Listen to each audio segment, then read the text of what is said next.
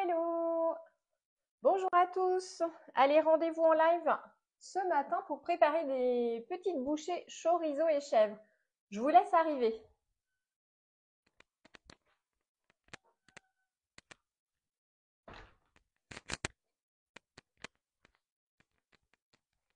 Alors, qui cuisine ce matin? Hello, hello!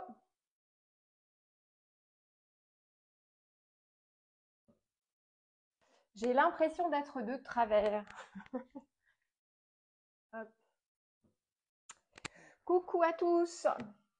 Allez, donc aujourd'hui, on va préparer les mini spirales chorizo et chèvre. Donc, on va utiliser le moule mini spirale. Hein. Celui-ci, il est vraiment super sympa sur les versions apéritives. Donc, du coup, c'est un format totalement parfait pour cette recette. Je fais des bêtises. N'hésitez pas à me dire si vous m'entendez bien aussi. Hop, allez, je mets le tablier et on va pouvoir démarrer.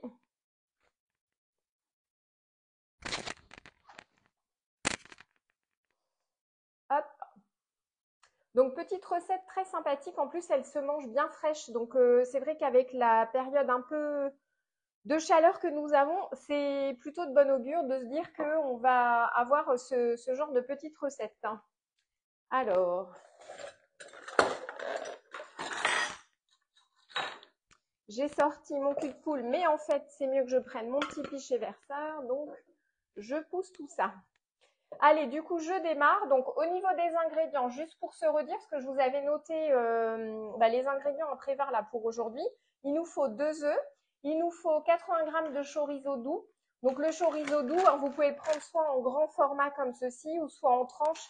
De toute façon, on sera amené à les couper. Ensuite, on a 100 g de fromage blanc. Donc, Borealia, j'ai fait du fromage blanc, donc je vais utiliser mon fromage blanc. On a 50 g de farine que j'ai ici. On a un sachet de levure chimique que j'ai ici. On a de l'emmental râpé également. On sera sur 30 g d'emmental, hein, c'est pas énorme. On a 60 g de beurre qui sont déjà en train de fondre de mon côté. On aura 60 g de chèvre frais également. Le chèvre frais, du coup, servira vraiment sur le topping, sur le dessus. Ça ne sert pas tout de suite, ainsi que les épices espagnoles. On peut en mettre déjà un petit peu dans la préparation. Mais on en remettra aussi sur le chèvre également. Donc voilà, du coup, ça nous servira sur les deux. Alors, je vous propose de démarrer. Donc déjà, la première étape de cette recette, c'est vraiment de faire fondre le beurre. Donc 60 g de beurre.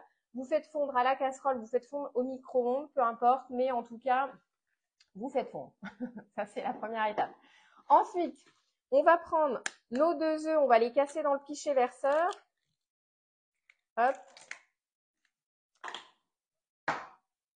Et on va les mettre, voilà, directement dedans. Je me lave les mains, hein, bien sûr.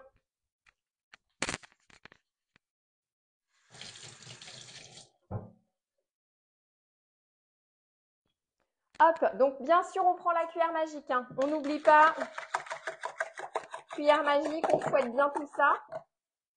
Et on n'hésite pas à soulever la préparation parce que c'est vraiment ce qui va faire intégrer de l'air. Ce qui va vraiment permettre d'aérer nos préparations. Donc ensuite, on va venir ajouter notre fromage blanc. Coucou!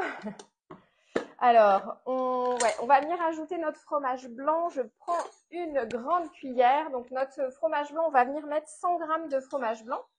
Donc, comme je disais, hein, moi, j'ai fait du fromage blanc avec Borealia. Donc, du coup, j'hésite pas. J'ai laissé dans la cuve. Hein, vous pouvez transvaser. Quand je fais des yaourts, généralement, je transvase. Bonjour à tous! Je transvase, mais c'est vrai que le fromage blanc, j'ai tendance à laisser dedans. Bon, j'espère que vous êtes en forme hein, pour ce week-end. Il va faire encore très très chaud. Donc, il faut profiter pour cuisiner soit tôt, soit tard. Ou alors faire des petites recettes sans cuisson. Allez, du coup, je mélange bien mes 2 œufs avec mon fromage blanc. Donc, on est sur 100 g hein, de fromage blanc. Ensuite, Je vais rajouter la farine. Donc la farine, on est sur 50 grammes de farine. Vous voyez, je fais pas préchauffer mon four. Coucou Céline, coucou Jocelyne. Je fais pas préchauffer mon four trop tôt parce que bah, c'est vrai que tout de suite ça fait chaud et puis moi je l'ai vraiment dans le dos. N'hésitez pas à me dire hein, si vous m'entendez bien parce que je fais le premier test micro-cravate. Donc normalement je pense que ça fonctionne. Hein, j'ai le petit voyant vert, mais n'hésitez pas à me dire. En fait, c'est vraiment pour faire en sorte que vous ayez un son bah, encore meilleur. On n'arrête pas le progrès. Alors, du coup, là, j'ai mis mes 50 grammes de farine. Donc, comme je disais, c'est une petite recette que vous pouvez, vous allez vraiment apprécier fraîche. Donc, le tout, c'est de la faire chauffer et après, c'est de la faire refroidir. L'avantage, c'est qu'on est sur une cuisson qui est quand même hyper rapide. Hein. On est sur, enfin, hyper rapide. On est sur 15-20 minutes de cuisson sur ces petites bouchées. Donc, ça va. C'est pas trop long. Allez, je mélange bien. Donc, j'ai mis mes 50 grammes de farine et mon sachet de levure. Donc, ensuite, je vais rajouter un petit peu de sel et un petit peu de poivre. Voilà. Le poivre, va falloir que j'en remette parce que j'en ai plus beaucoup dedans. Mais ça, c'est un détail. Donc, je mélange. Voilà, si vous êtes fan des épices espagnoles, n'hésitez pas. Vous pouvez déjà en rajouter un petit peu dans l'équivalent d'une cuillère à soupe. Hein, dans la préparation. Et puis, on en remettra après sur le topping, hein, sur le fromage de chèvre. Hop, donc là, c'est mélangé. Ensuite, je vais rajouter le beurre. Donc le beurre, hein, c'est 60 grammes de... Ouais, c'est ça, je dis pas de bêtises. 60 grammes de beurre fondu. Alors, n'hésitez pas à faire couler sur le côté de la paroi. Ça va aider à refroidir un petit peu plus vite. Et surtout, vous mélangez hein, en même temps.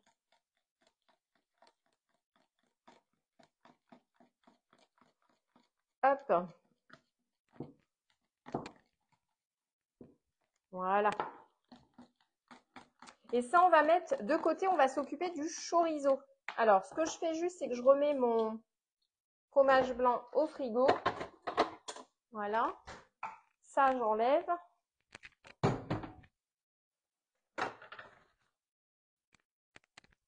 Et donc, on est sur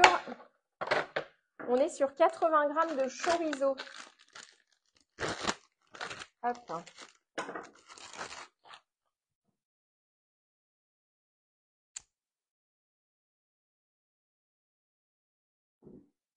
Alors là, je suis, je crois que si j'avais voulu le faire exprès, j'y serais pas arrivée. Je suis pile à 80 grammes. Donc, je m'arrête là. On va remettre ça au frigo. C'est vrai qu'aujourd'hui, hein, on laisse pas trop les choses de sortie parce que avec la chaleur. Alors, pendant que je fais mon chorizo, là maintenant, je vais mettre mon four à préchauffer, donc à 180 degrés. Vous savez que moi, je suis une adepte de la chaleur tournante. Hein. Donc là, du coup, je trouve que la cuisson, elle est quand même plus homogène. Donc, dans un premier temps, vous savez que le chorizo comme ça, un peu en saucisson, vous avez une petite peau toute fine. Il vaut mieux l'enlever quand on y arrive.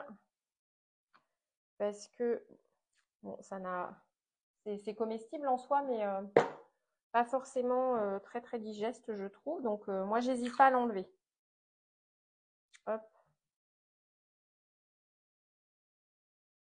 Et après, on va couper du coup le chorizo en petits dés.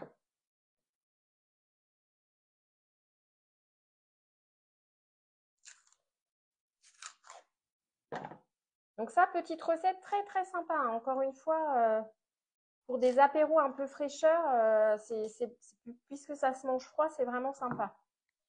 Bon voilà, là on est pas mal. Donc en fait, vous prenez le couteau de précision. Hein, il est vraiment super bien pour ça. Couteau de précision.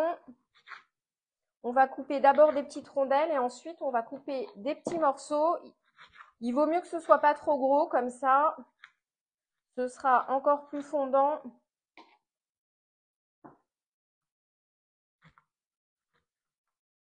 Et on met ça directement dans la préparation.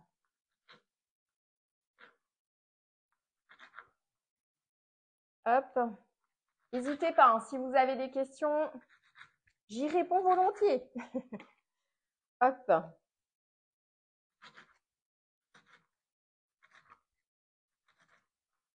Parce que je crois qu'il va faire encore bien chaud là aujourd'hui.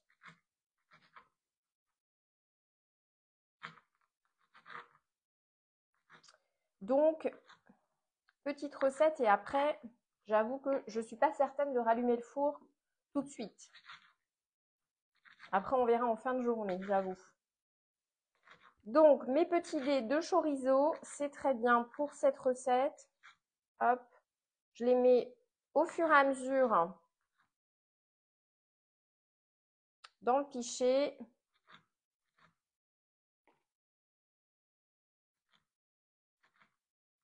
L'avantage, c'est quand le chorizo en saucisson, en fait, un petit peu comme ça, c'est assez facile à couper.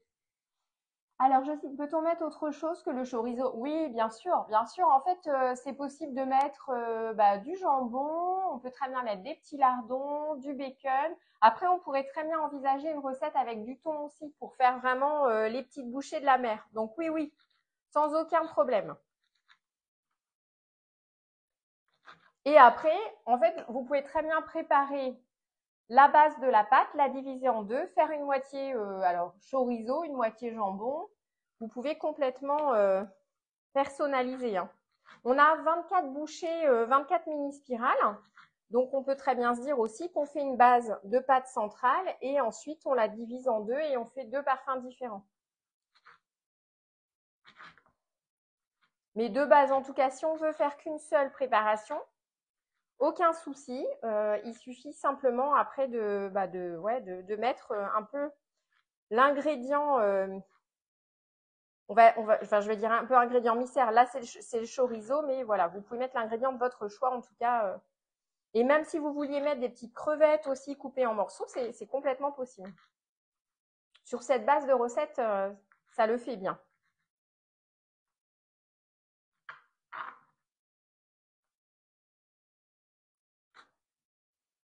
Hop.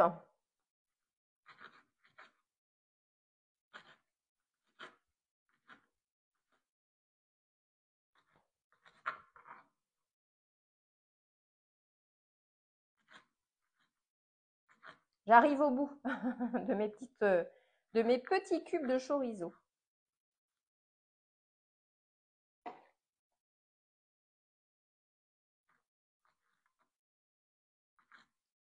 Voilà.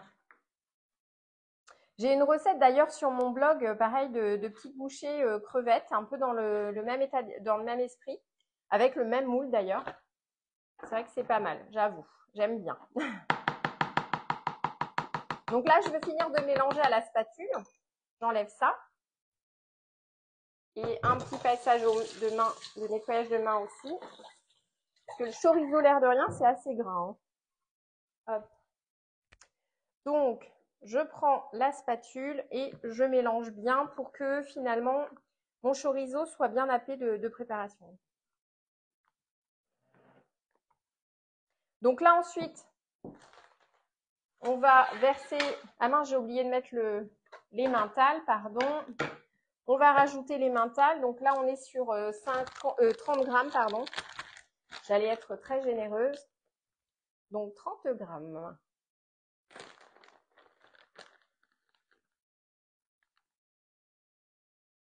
Voilà. Donc pareil, je remélange à la spatule. Et ensuite, donc c'est vrai que le pichet verseur, il aide bien pour ça, hein. Si vous ne l'avez pas encore, j'avoue que vous pouvez y penser parce que c'est vraiment petit ustensile pratique. Vous voyez, j'accompagne avec la spatule. Et si j'en mets un peu à côté, hein, ça c'est ok, c'est normal. Du coup, c'est pas grave, je vais prendre ma petite spatule coudée après. On en parlait d'ailleurs hier en atelier, la spatule coudée, elle sert vraiment à racler, à étaler, à napper les bords aussi. Là, j'en ai mis un petit peu trop sur un, mais c'est pas grave. Je vais transvaser après dans un autre. Allez, je mets en pause pour vous montrer. En fait, vous voyez, la petite spatule coudée, pour ceux qui viennent en atelier avec moi, vous le voyez, on le fait vraiment tout le temps à racler comme ça. Et puis l'avantage, c'est que si par exemple dans un, j'en mets un peu trop, je peux mettre dans l'autre. Voilà. La petite spatule coudée, elle nous aide vraiment bien pour ça. Allez, je continue de verser. Hop. En plus, vu que là, on a une préparation qui est, elle est liquide, mais pas trop. Donc, du coup, je peux vraiment accompagner avec la spatule aussi. Parce que j'ai des morceaux de chorizo, forcément, hein. Hop.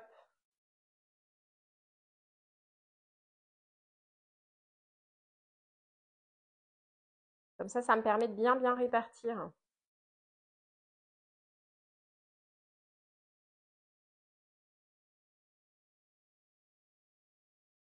Voilà. Et quand j'arrive au bout comme ça, bah, je regarde là où j'étais un peu moins généreuse et je rajoute, hein. Hop. Voilà. Jusqu'à ce que toute la pâte soit finie. Parce que du coup, la pâte, elle est vraiment calibrée pour le moule, hein. Ça, c'est le plus, hein.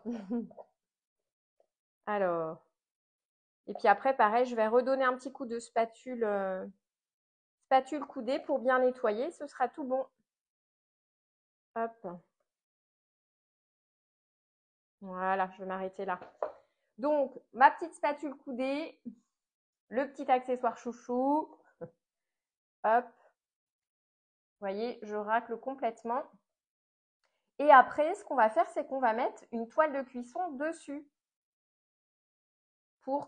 Parce qu'on a quand même un sachet de levure, hein. Vous avez en tête un sachet de levure, donc ça veut dire que ça a poussé. Et là, je veux que mon dessous devienne mon dessus quand je vais servir. Donc, l'idée, c'est que la cuisson, elle soit vraiment la plus plate possible. Donc, dans ce cas-là, vous savez, la solution, c'est de mettre la toile de cuisson. Là, on est sur 20 minutes de cuisson, donc je vais mettre pendant 15 minutes. Et au bout des 15 minutes, du coup, je vais enlever la toile de cuisson et les 5 dernières minutes, je vais les laisser sans la toile de cuisson. Comme ça, l'humidité, elle va s'enlever, elle va s'évaporer. Donc, je programme. Donc, je mets déjà 15 minutes. Comme ça, j'enlève ma toile de cuisson et je rallongerai de 5 minutes la cuisson. Une fois que ça c'est cuit, vous laissez refroidir. Vous démoulez quand c'est froid et ensuite le fromage frais de chèvre. Alors, ou même, vous pouvez même mettre... comment ça s'appelle, du Madame Louis, du Philadelphia. Du coup, vous le détendez, vous le mettez dans une poche à douille ou à la cuillère, hein, selon comment vous êtes à l'aise. Et du coup, vous nappez le petit creux du mini-spirale. Je vous ferai une petite photo de toute façon. Vous nappez 2 fromages et vous rajoutez quelques épices sur le dessus. Comme ça, du coup, vous avez vraiment les petites bouchées qui sont finies et vous gardez au frais jusqu'à dégustation. Voilà, comme ça, c'est parfait. Et encore une fois, c'est vraiment des bouchées qui vont se déguster bien fraîches. Donc ça, c'est très sympa. Voilà, voilà. Bon, de toute façon, je vous partage les photos de la réalisation du jour. Je vous ferai le petit post aussi, hein, parce que vous savez que les lives sont supprimés par Facebook au bout de 30 jours, donc avec le lien vers ma chaîne YouTube. Donc de toute façon, je vous remets tout ça. Et puis petit rappel, hein, sur la promo du week-end, vous avez le dérouleur de films alimentaires. Hein, notre chouchou, je vais vous faire d'ailleurs une petite vidéo avec le dérouleur de films alimentaires, du coup, qui est ce week-end donc en promo à 35,90 avec 3 films au lieu de 1. Donc vous faites une économie de 17 €, puisque un rouleau c'est 8,50 €. Juste petite démo en direct, c'est j'ouvre, je tire mon film. En fait, j'appuie du coup sur le dérouleur et impeccable, du coup, mon film se positionne sur voilà ce que j'ai décidé, enfin un petit reste alimentaire là, bon c'est juste pour vous montrer sur la bouteille. On peut aussi tout à fait chiffonner notre film alimentaire et ensuite le réutiliser, hein. Vous avez un film qui est ultra résistant, on a 75 mètres de film et du film qui supporte le chaud aussi. Du coup, ultra résistant. Voilà. Donc, si des personnes parmi vous sont intéressées, je valide une commande suite à mes ateliers du week-end. Donc, je pense que je la validerai demain matin. Donc, n'hésitez pas à profiter de la promo. Et si vous êtes loin de chez moi, vous pouvez passer par la boutique en me renseignant comme conseillère. Donc, Isabelle Chevrier, donc à Orme. Vous aurez ma petite photo qui apparaîtra. Et vous serez livré directement chez vous. Donc voilà, c'est les 2 canaux qui sont possibles. Et si vous n'avez pas encore créé de compte sur la boutique, mon code parrainage est ISA45, ISA45, ce qui vous permettra en plus d'avoir 5 € de remise. Et pensez bien voilà, à me renseigner comme conseillère pour que je puisse suivre votre commande également. Voilà, bah écoutez, je vous souhaite un très très bon week-end. Je vous partage quand ce sera cuit refroidi le résultat. Et puis, je vous donne aussi rendez-vous demain soir pour une autre recette donc, que j'ai annoncée du coup sur ma page à 18h30. Voilà, il fera peut-être moins chaud, hein. On verra. Bon allez, bonne journée et puis à cet après-midi pour celles et ceux que je retrouverai en atelier. Allez, ciao ciao. Wouhou.